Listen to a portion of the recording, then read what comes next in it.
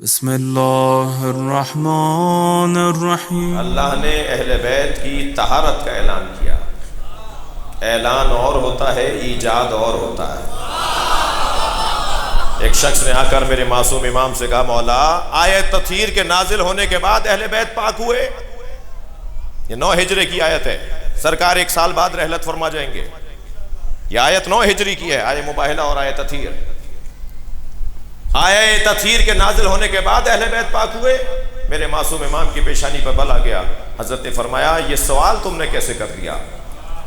اگر آیت تطہیر کے نازل ہونے کے بعد اہل بیت پاک ہوئے ہیں تو سورہ توحید کے نازل ہونے کے بعد اللہ ایک ہوا ہے۔ اللہ ہمیشہ سے وحدہ لا شریک، ایسے ہی اہل بیت ہمیشہ سے طاہر و مطہر۔ اعلان طہارت اس وقت ہو رہا ہے جب ضرورت پڑی ہے۔ قرآن مجید سورہ مبارکہ نور کی آیہ کریمہ، بیت کا گھر بات کی ہے میں نے، اہل بیت کی بات کی ہے، بیت کی بات ہو رہی ہے۔ ایک آیت بیت سے متعلق سن لیجئے، فی بیوت اذن اللہ ان ترفع ویذکر فیہا اسمہ، ان گھروں کو تعمیر کرو، فی بیوت اذن اللہ ان ترفع، جن گھروں میں اللہ کا نام لیا جاتا ہے، اللہ کا ذکر کیا جاتا ہے، ان گھروں کو بلند کرو، تعمیر کرو، سجاؤ سنوارو، گراؤ نہیں، منہدم نہیں کرو، ان گھروں کو مٹاؤ نہیں۔ قرآن پکار کے کہہ رہا ہے جن گھروں میں اللہ کا نام لیا جاتا ہے ان گھروں کو تعمیر کرو، ان گھروں کو بناؤ، ان گھروں کو سنوارو، اپنے گھر سے زیادہ ان گھروں کو اچھا بناؤ جس میں اللہ کا نام لیا جاتا ہے۔ فی بیوت اذن اللہ ان ترفع ویذکر فیہا اسمہ، جب یہ سورہ نور کی آیت نازل ہوئی، سرکار نے اصحاب کو بتایا کہ اللہ نے یہ پیغام نازل کیا ہے کہ ان گھروں کو تعمیر کرنا ہے جن گھروں میں اللہ کا نام لیا جاتا ہے۔ تو ایک صحابی محترم کھڑے ہو گئے رضی اللہ تعالیٰ عنہ، کہا یا رسول اللہ، وہ کون سے گھر ہیں کہ جنہیں تعمیر کرنا ہے؟ سرکار نے فرمایا بیوت الانبیاء، انبیاء کے گھر۔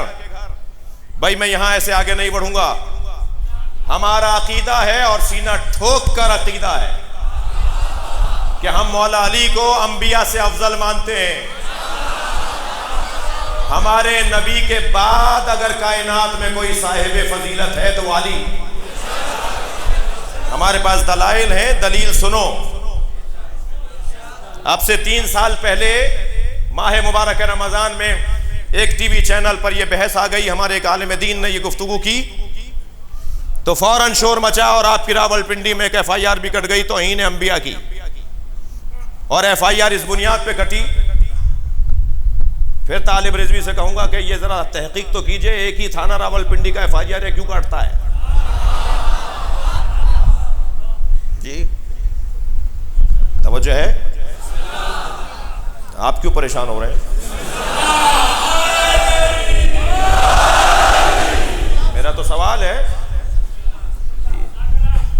FIR کٹ گئی کہ جی جو یہ کہے گا کہ علی مولا انبیاء سے افضل ہیں وہ توہین انبیاء کر رہا ہے اور اس پہ توہین انبیاء کی سزا لگے گی اور FIR کٹے گی۔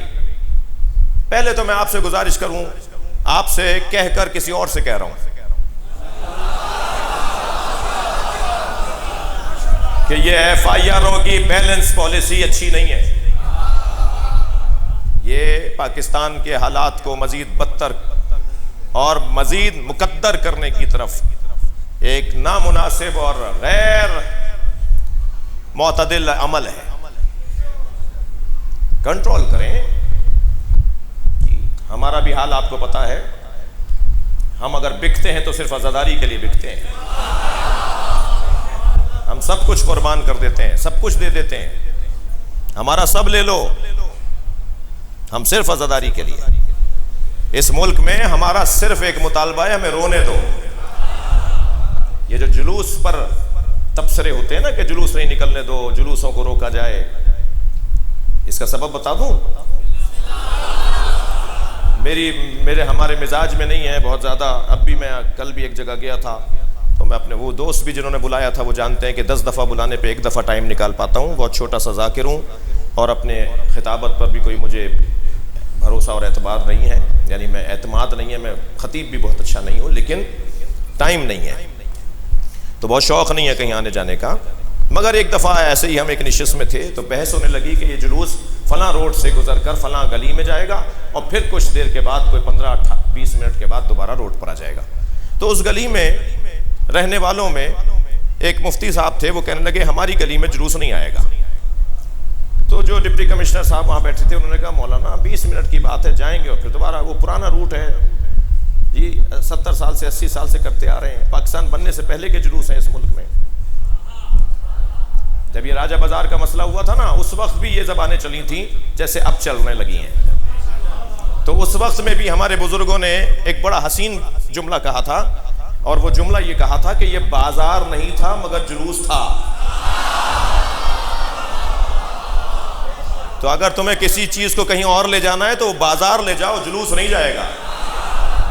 ایک بات۔ دوسری بات یہ کہ جب یہ کہتے ہو نا کہ جلوسوں کو شہر سے باہر بیابانوں صحراؤں میں کوئی جگہ دے دو ان لوگوں کو ماتم کرنے کے لیے اور جلوس نکالنے کے لیے، تو میرا تو موٹا سا سوال ہے، میں نے اس وقت بھی ایک رسانے پر کہا تھا، پھر تکرار کر رہا ہوں کیونکہ وہ باتیں دوبارہ دہرائی جا رہی ہیں، اور یہ بھی میں آپ سے کہہ دوں کہ کچھ ہی مدت کے بعد پاک فوج کے ایک سربراہ نے آ کے بتایا کہ کیا ہوا تھا جی، کیا ہوا تھا۔ خود ہی کالے کپڑے پہن کر اپنے مدرسے پہ حملہ کر رہے تھے جی۔ اور آج میں آپ کو بشارت دے دیتا ہوں کہ یہ جو 2 شکایتیں ہم سے ہوئی ہیں نا اس ملک کے اندر، ایک اسلام آباد میں اور ایک کراچی میں، تو آج میں آپ کو بشارت دیتا ہوں کہ 2-4-5 سال سے زیادہ نہیں گزرے گا وقت کہ سب پتہ چل جائے گا کہ سازش کیا تھی۔ تم نے کل بھی خود بنایا، پورا ڈیزائن کیا، پورا ماحول بنایا اور ہمارے خلاف ماحول بنا دیا، اور اب بھی تم نے خود بنایا ہے اور ہمارے خلاف ماحول بنا رہے ہو۔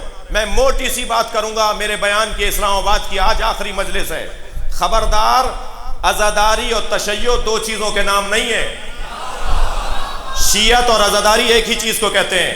جب تم عزاداری پر پابندی لگانے کی بات کر رہے ہو تو تم سیدھا کہہ رہے ہو تشیع پہ پابندی لگا دو۔ ہم مدرسہ نہیں بناتے، علم لگاتے ہیں۔ تھک کر نہیں سنیں گے؟